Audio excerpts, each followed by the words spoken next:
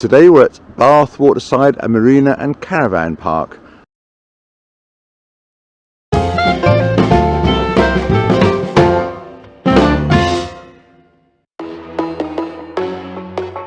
It's a one-way system. Give you a quick look around. There's a number of speed humps as you go in. Some of them are the really short, tight ones, are quite nasty to go over, but all in all not too bad. So Bath Marina is not the prettiest site around. It's not one you specifically go to enjoy the site, but it's very convenient for Bath. It's a very short walk, about I don't know, 5-minute walk to the local park and ride, and from there it's probably about a 7-8 minute ride into Bath itself, which is just really convenient. You can walk into Bath. I gather it's about a 45 to 50 minute walk if you want to walk directly into Bath. You walk alongside the canal, which is quite pleasant. So all in all, it's quite nice. There's a small play area off to the right there.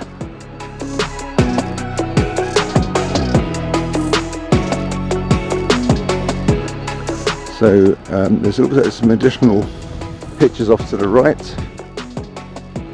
Woodland carousel. They look quite pleasant. A lot of the stuff here is also to do with boat owners, so various bits and pieces here are accessible only by those. There's various toilets and bits and pieces which have some sort of door code mechanism on them. So this is reception. Let's go and have a look. So they have a small shop here.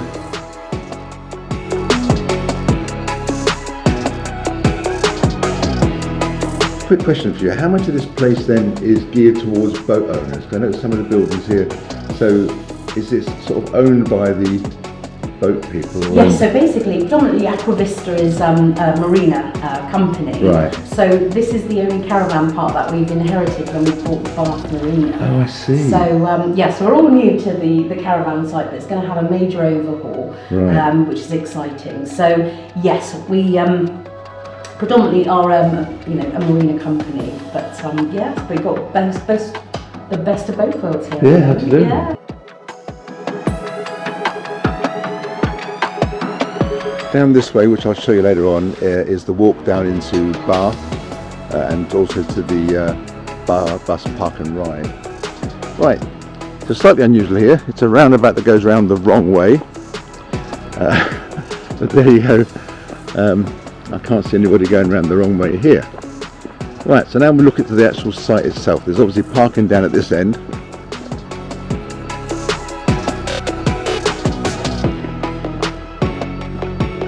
We'll get down to the main site here. So the pitches start here.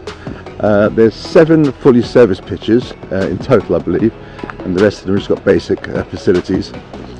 So if you're early here, there's an arrangement where you can park in these bays here. So we got here fairly early in the morning. In fact, we got here about 8:30 in the morning, and they allowed us to park here until our pitch became available. The amenity block here isn't fantastic, but again, it's very functional. It does what it needs to do, I suppose. They look like sort of port cabin type structures, and I'll show you a little video of what that looks like in a second. So it's not the most glamorous looking site, as you can see, but it's very functional. It does exactly what we need to do, especially if you're here to visit Bath. So a quick look around the site. I gather there's about 80 pitches here, is that right? 88 pitches.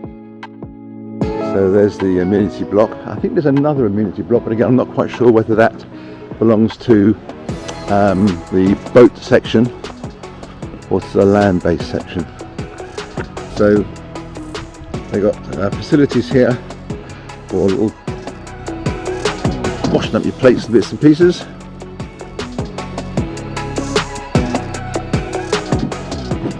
Another one here.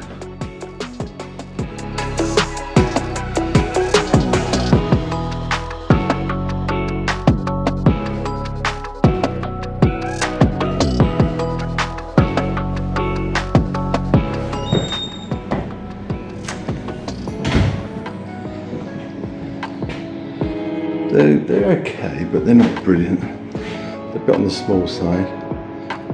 Fixed temperature. and fix. Then you have to press a plunger, I think. Yeah, plunger.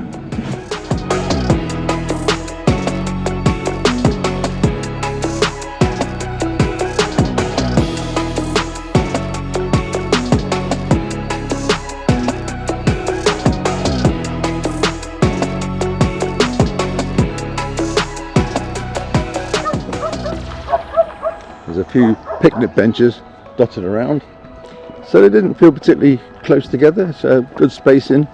The pitch we're on was fine. So Antonia, what do you think is the best bit of Bath Marina? I can't remember the middle bit. Well, the best bit is the accessibility to the town centre. You can either walk, it takes about 40 minutes or more if you're slower. And then there's a park and ride. The buses every 15 minutes and take you to the city centre. There's also a pub, which is about 5 minutes from the site. So all in all is a win. And I will come back again. So there you go. So we thoroughly enjoyed exploring Bath. We'll put a go out again today and show you a few videos of that.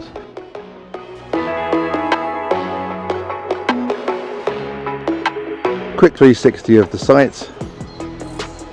We noticed lots of foreign vehicles here, so it's obviously a popular point for tourists to come here.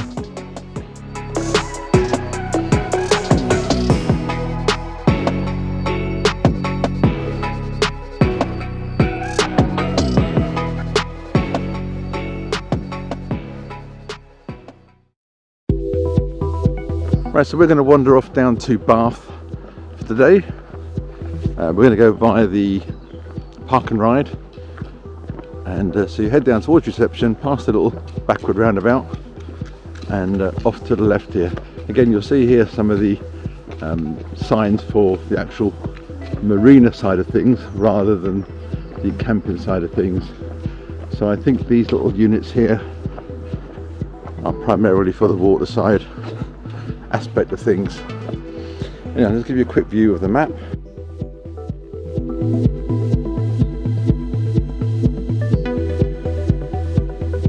And again, these bits here I think are purely, well, as it says there, look, private aquavista berth holders only. Right, so you head down here, T-junction, off to the left will take you directly into Bath itself, 45-50 minute walk I'm told. And then if we go off to the right here, that's towards the park and ride. As you go down here, you've got the canal off to the left hand side. You can't see a great deal of it because it's quite bushy off the side. Every now and again you'll get a set of steps down to the water for the berth holders.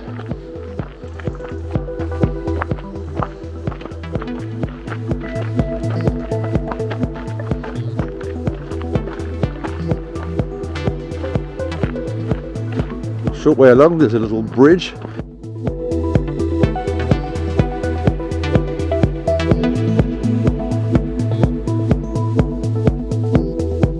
A nice view of the river, or canal I should say, and off to the other side you see the actual marina itself.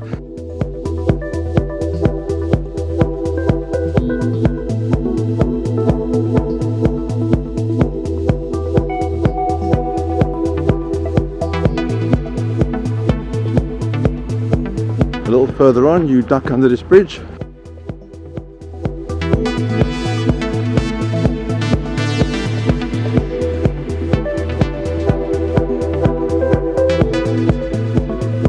This takes you to the car park of the boathouse, public house. Now if you want to go straight down to the park and ride, you just follow it around to the right here, either up the stairs or you can just carry on through the car park here. We have a quick look at the pub. They've got a nice sitting area outside alongside the canal.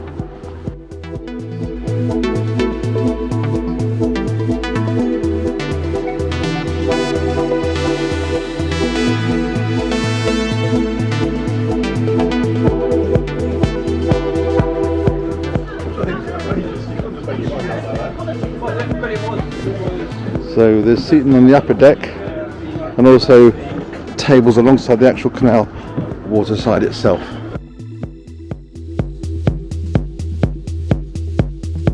So it looks very homely here.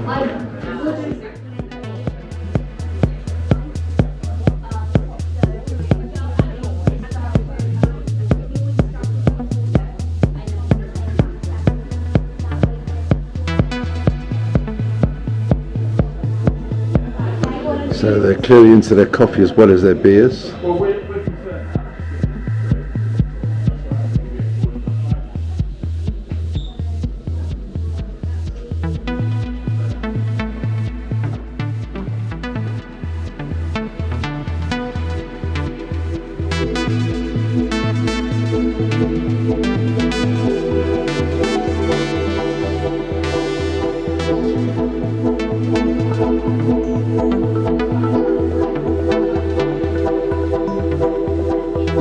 One thing worth noting, they are cashless only, so they only take cards.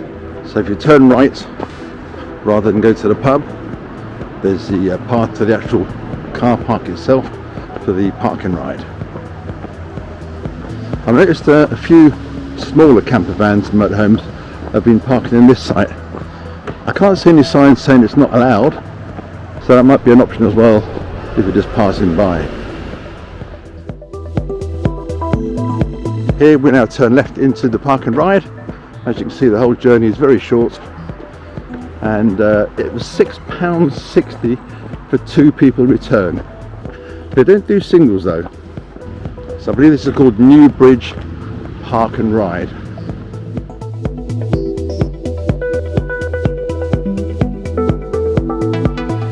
And it brings you out here.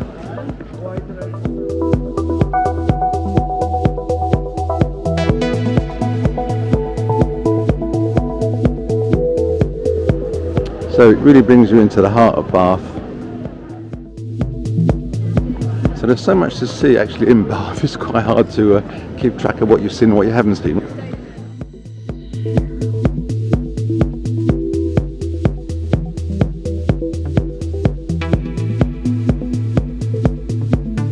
So just here on the right hand side we have the Jane Austen Centre. There's obviously a fee to get in, but it's quite pleasant there. Lots of information on Jane Austen if you're so inclined. A few doors further on you have the Mary Shelley's House of Frankenstein. It's here you see some of the traditional or famous Bath style buildings, the large crescents. This isn't the larger one, this is to the top end of Gay Street, but very impressive. And up here we're approaching one of the sort of postcard classic views of Bath.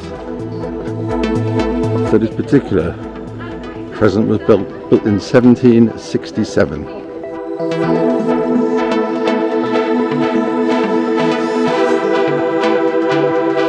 So lots of restaurants down here, some really nice places to eat. We had a cracking meal just across the road. It's not cheap, but it's very pleasant.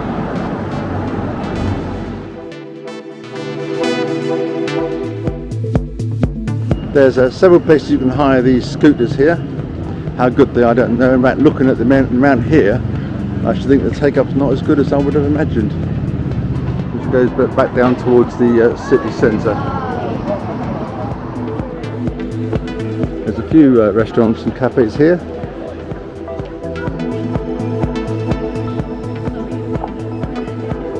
So this is Quiet Street, and it wasn't so quiet today. As you can see, this place is pretty much heaving. It's now 12:30 and very busy. This is Green Street and New Bond Street. So here we have the Royal Mineral Water Hospital.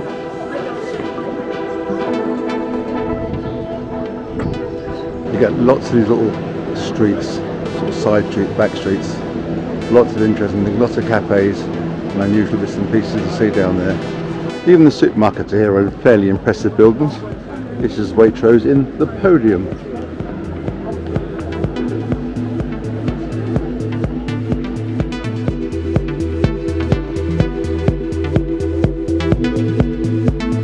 there's so much to see, especially when you stop and go into some of the tourist attractions. So as you can see, the Roman baths appear to be very popular. Massive crowds outside.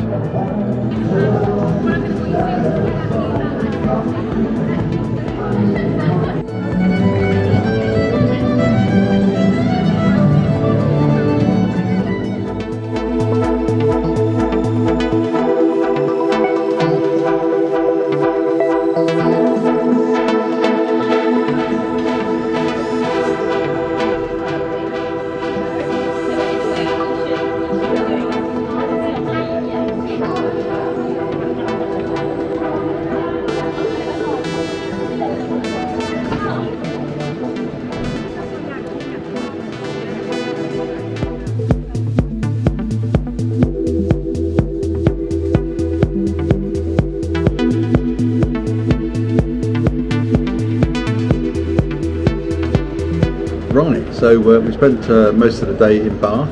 What do you think of Bath? I like the cafe and restaurants, and they've got like authentic restaurants where you can have loads of choice of food and breakfast, lunch, dinner. I should have guessed that it would involve food. There you go. Nothing to do with the scenery or the history or the... No, the scenery, there's a lot to see, but you have to make a list of what you see, because everywhere you go, there's always like, oh, what's that? So you need to know what are these buildings, so you don't keep turning around and then you see the same thing again. I'm not sure we'll see the same place more than once. Anyhow, you definitely need a couple of days to visit Bath properly. Yeah. I'm actually going to get it's quite pleasant to walk around. There's a few slight hills, but nothing major. It's really enjoyable. So we hope you enjoyed the video. If you enjoyed it, maybe you could click the like button. If you've got any comments or questions, please leave them below.